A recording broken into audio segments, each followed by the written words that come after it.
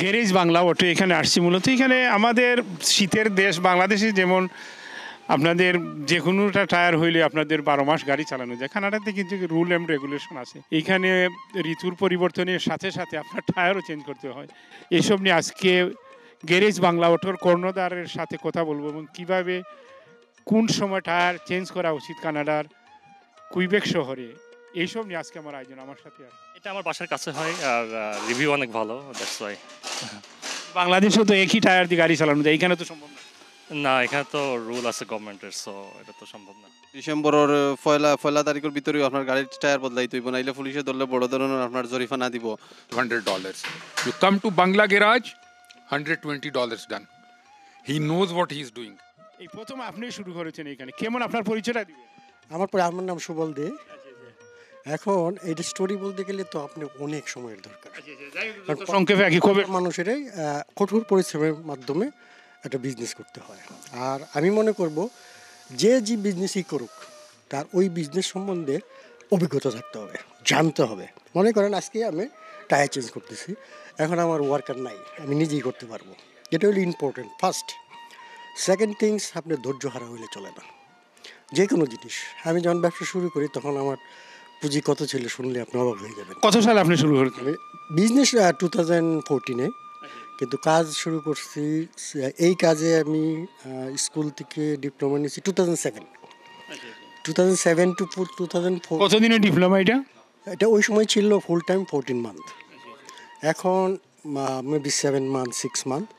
আমি যখন ব্যবসা নিয়েছি তখন আমি ধরে নিয়েছি যে চলবে নেই নাই, কিন্তু চলবে না কেন, ওই কনফিডেন্সটা আমার ছিল। এই কারণেই ছিল যে বাংলাদেশি কমিউনিটির সঙ্গে আমার একটা ভালো সম্পর্ক ছিল, এখনও আছে। এবং আমি যখন ওপেন করি তখন সেই দিন মনে হয় 2 থেকে 250 লোক হয়েছিল। এটি কারা করছে? আপনাদের মতো সাংবাদিক যারা আছে তারা করছে। আমার মনে হয় 25% লোকে জানে এখানে আমার বিজনেস আছে। তো যখন জানবে, এখন জানবে মানে জানতেছে। যেমন এখন নতুন যারা আসছে তারা অনেক কিছু জানে না। এমনও আছে রাত 10টার সময় আমাকে ফোন করে, দাদা এই লাইটটা অন হয়েছে, কী করা যায়? ভাই চালান, কিচ্ছু হবে না। এই যে জিনিসটা এটি তো অন্য জায়গায় পাবে না, পাবে না। তো আমি চাই হেল্প করতে, at the same time of course money make করব। তো মানি মেক আমি চ্যালেঞ্জ করে বলতে পারি, আমার যে প্রাইসগুলি হয় সেটা অন্য জায়গায় যদি তারা দেখে, কম্পেয়ার করে, তাহলে আমার মনে হয় না আমার সঙ্গে কেউ বিট করতে। দাদা কোন সময়ে নেই না আপনার টায়ার চেঞ্জ করা উচিত এইখানে? এখন থেকেই করা উচিত। নভেম্বরের মধ্যে করতে হবে, ডিসেম্বর 1 আপনার টায়ার থাকতে হবে, নাহলে 280 সামথিং টিকিট মিলবে সবার। তো অনেকে ওয়েট করে আনটিল স্নো পড়ার পর্যন্ত, কিন্তু এটা উচিত না। তাতে আমাদেরও প্রেশার হয় এবং অনেকে পায়ও না। মনে করেন এন্ডে আসছে, এখন মনে করেন এই যে এখন আসছেন, তারপর আপনি দেখলেনি এদিক দিয়ে লাইন থাকে, যখন স্নো করবে তখন আর কেউ অ্যাপয়েন্টমেন্ট পাবে না। যেহেতু করতেই হবে, তাহলে আমরা ওয়েট করার দরকারটা কি? যে কোনো সময় স্নো করতে পারে, রাইট? এখানে তো ওয়েদারের কোনো ঠিক ঠিকানা নাই।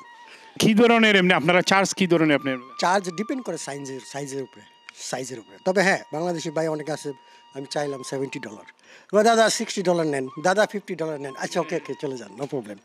যে ডিপেন্ড করে।